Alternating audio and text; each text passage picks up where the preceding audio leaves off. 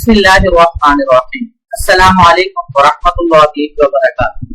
معزز ناظرین، آج کی اس نئی ویڈیو کے ساتھ آپ کی خدمت میں حاضر۔ آج کی اس ویڈیو میں ہم بات کریں گے کہ کون سے ایسے اشخاص ہیں کہ جن کو اللہ تعالیٰ قیامت کے دن عرش کے سائے میں جگہ دے گا۔ آقا علیہ الصلوۃ والسلام نے فرمایا 7 شخص اللہ تعالیٰ کے عرش کے سائے میں ہوں گے اس دن جس دن اس عرش کے سوا کوئی سایہ نہ ہوگا۔ لیکن اس سے پہلے آپ سے درخواست ہے کہ اس چینل کو سبسکرائب کر لیں، ویڈیو کو لائک کیجیے اور ساتھ ہی لگے بیل نوٹیفیکیشن کو آن کر دیں تاکہ ہر ویڈیو آپ کو سب سے پہلے ملے۔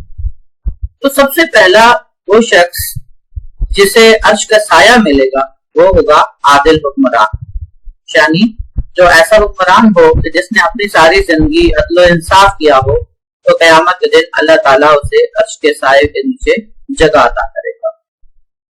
دوسرا وہ نوجوان جس کی نشو نما اللہ تعالیٰ کی عبادت میں گزری۔ نمبر 3 وہ شخص جس کا دل مسجدوں کے ساتھ لگا رہتا ہے۔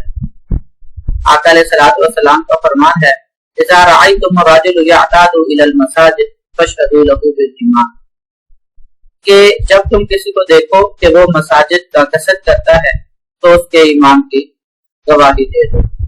نمبر 4 پہ ہے وہ 2 شخص جو اللہ تعالیٰ کے لیے آپس میں محبت کرتے اور اسی پر جمع ہوتے اور اسی پر جدا ہوتے۔ مراد یہ کہ ہم آپس میں ذاتی مفادات کے لیے تو دوسروں سے تعلق واسطہ ضرور رکھتے ہیں، لیکن اللہ کی رضا کے لیے ایسا نہیں کرتے۔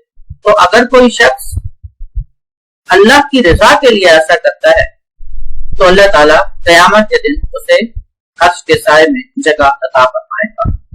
نمبر 5 وہ شخص جسے خاندانی حسین و جمیل عورت نے اپنی طرف بلایا تو اس نے جواباً کہہ دیا کہ میں اللہ تعالیٰ سے ڈرتا ہوں۔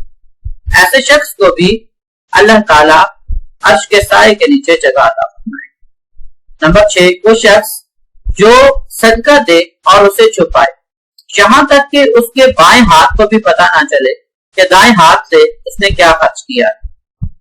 نمبر 7 وہ شخص جو تنہائی میں اللہ تعالیٰ کا ذکر کرے اور اس کی آنکھوں سے آنسو بہنے لگے۔ صحیح بخاری کی یہ روایت ہے۔ آپ سے درخواست ہے کہ اس حدیث پر لازمی عمل کریں اور اس چینل کو بھی سبسکرائب کر لیں۔ اللہ تعالیٰ ہم سب پر اپنا فضل و کرم۔ السلام علیکم ورحمۃ اللہ وبرکاتہ۔